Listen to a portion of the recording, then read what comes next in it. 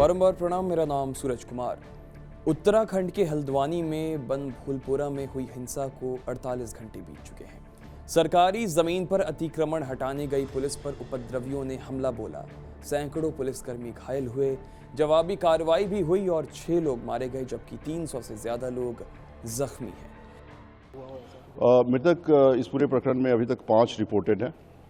5 लोगों की मृत्यु हुई है और इसके अलावा 3 लोग सीरियसली इंजर्ड हैं जो कि सुशीला तिवारी हॉस्पिटल में है। इसके अलावा बाकी पुलिसकर्मी बहुत घायल हैं, वो लोग माइनर इंजरी के शिकार हैं और उन लोगों को डॉक्टर ने मेडिकल असिस्टेंस देने के बाद अपने घर पर रेफर कर दिया है। उसके अलावा कोई और खास अभी रिपोर्टिंग और नहीं है। हिंसा के 48 घंटे बाद पहले साजिशकर्ता का नाम सामने आया है। पुलिस सूत्रों के मुताबिक इस शख्स का नाम है अब्दुल मलिक। अब्दुल मलिक का ही मलिक बगीचे पर कब्जा था, जहां पर बने अवैध निर्माण को ढाने प्रशासन की टीम गई थी। हिंसा के बाद अब्दुल मलिक फरार हो गया। तलाश लेकिन जारी है। पुलिस की कई टीमें अलग अलग जगहों पर दबिश दे रही है। कहा जा रहा है कि हल्द्वानी पुलिस अब्दुल मलिक पर NSA लगाने की भी तैयारी में है। अब्दुल मलिक जो है उसकी पुलिस तलाश कर रही है, वो भी हमारे केस में नामजद अभियुक्त है। और चूंकि ये जो अवैध निर्माण का कार्य था ये अब्दुल मलिक के द्वारा ही किया गया था, तो अवैध निर्माण का जो ध्वस्तीकरण की जो कार्रवाई थी उसका सबसे ज्यादा विरोध उसी के द्वारा किया गया था। अब केवल अब्दुल मलिक ही नहीं है जो पुलिस की रडार पर हैं। हिंसा में दूसरे आरोपी भी जो शामिल थे उनकी भी तलाश पुलिस कर रही है। अब्दुल मलिक का कॉल डेटा, रिकॉर्ड्स और हिस्ट्री खंगाली जा रही है। सूत्र बता रहे हैं कि अब्दुल मलिक का एक दिल्ली में भी घर है और वहां भी पुलिस की टीम दबिश दे सकती है। खबर लिखे जाने तक हल्द्वानी पुलिस ने 3 FIR दर्ज की है, जिसमें 19 आरोपियों को नामजद किया गया है, जबकि 5000 अज्ञात लोगों पर मामला दर्ज किया गया है। 5 आरोपी अब तक गिरफ्तार किए जा चुके हैं और बाकी आरोपियों की पहचान ड्रोन और CCTV फुटेज के आधार पर की जा रही है। पुलिस की तरफ से 3 FIR पंजीकृत हुई है और ये 3 FIR जो है उनमें हम लोगों ने इन्वेस्टिगेशन शुरू की और जो तथ्य आए हैं CCTV एनालिसिस हम लोगों ने किया है और जो बाकी एविडेंस है उसके आधार पर अभी 5 लोगों की गिरफ्तारी हुई है। 5 लोगों की गिरफ्तारी के बाद में बाकी जो अभियुक्त हैं उनको आइडेंटिफाई करने का काम हमारी टीम ने शुरू कर दिया है और कुछ बाकी जो अभियुक्त हैं उनकी गिरफ्तारी के लिए टीमें लगी हुई है। जल्दी बाकी जो अभियुक्त हैं उनको भी गिरफ्तार किया जाएगा। हिंसा के बाद हल्द्वानी शहर में भारी पुलिस बल और पैरामिलिट्री फोर्स की तैनाती है। हल्द्वानी के बाहर इलाकों से कर्फ्यू को हटा लिया गया है, लेकिन बनभूलपुरा इलाके में अब भी कर्फ्यू लागू है। दुकानें और स्कूल कॉलेज भी बंद हैं। इंटरनेट सेवा पर भी रोक लगा दी गई है। कोई भी उपद्रव मचाते दिखा तो उसे देखते ही शूट करने का आदेश दिया गया है। हल्द्वानी में हालात बिल्कुल सामान्य है। केवल जो बनभूलपुरा, यहाँ पे कर्फ्यू भी हटा दिया गया है हल्द्वानी क्षेत्र आउटर एरिया में। केवल बनभूलपुरा का जो एरिया है उसमें हमने अभी कर्फ्यू जारी रखा है। डिप्लॉयमेंट हमने सफिशिएंट कर रखा है। आप अवगत होंगे हमारी 4 company central arm police force की भी कंपनियाँ यहाँ पे है और जिसमें ITP SSB के लोग भी हैं। सफिशिएंट जो है 7 कंपनी PSC की और विभिन्न जिलों की फोर्सेज यहाँ पे। घटना की मजिस्ट्रियल जांच का भी जिम्मा कुमाऊं मंडल के कमिश्नर दीपक रावत को दिया गया है।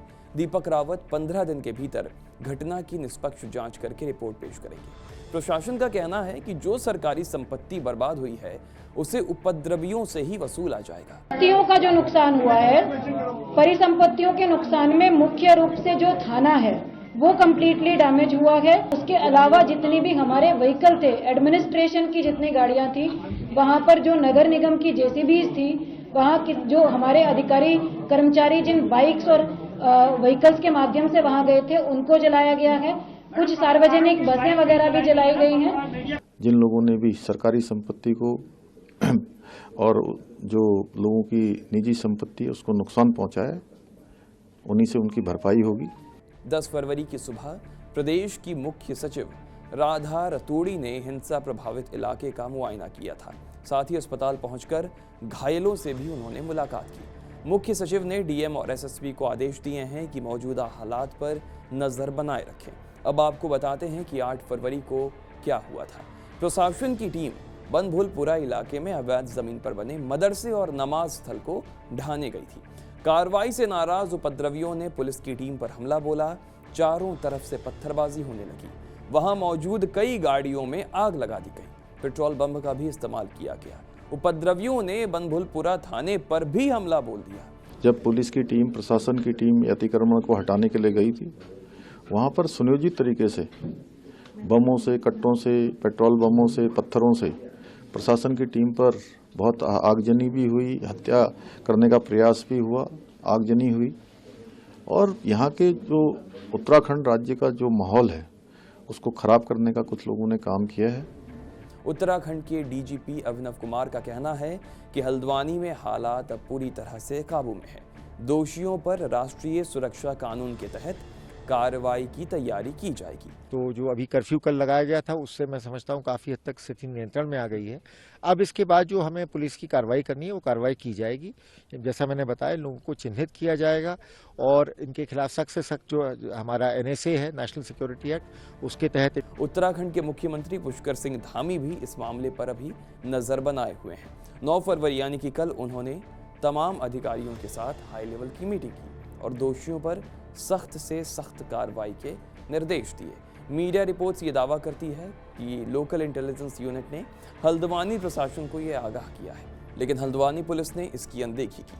LIU ने सुबह के वक्त अतिक्रमण हटाने को कहा था, लेकिन प्रशासन ने इनपुट पर ध्यान नहीं दिया। क्योंकि इंटेलिजेंस नहीं थे और LIU की रिपोर्ट नहीं दी। देखिए, इसके साथ साथ यह भी है कि इतना सारा जो हथियार यहाँ पर था, इस प्रकार से वहाँ पर मारपीट के सामान इकट्ठे किए गए थे, वो सब जांच के विषय हैं। इन सब की जांच होगी और जो कार्रवाई है वो कार्रवाई होगी, कानून अपना काम करेगा। बहरहाल हल्द्वानी हिंसा की आंच यूपी तक भी अब पहुंच चुकी है।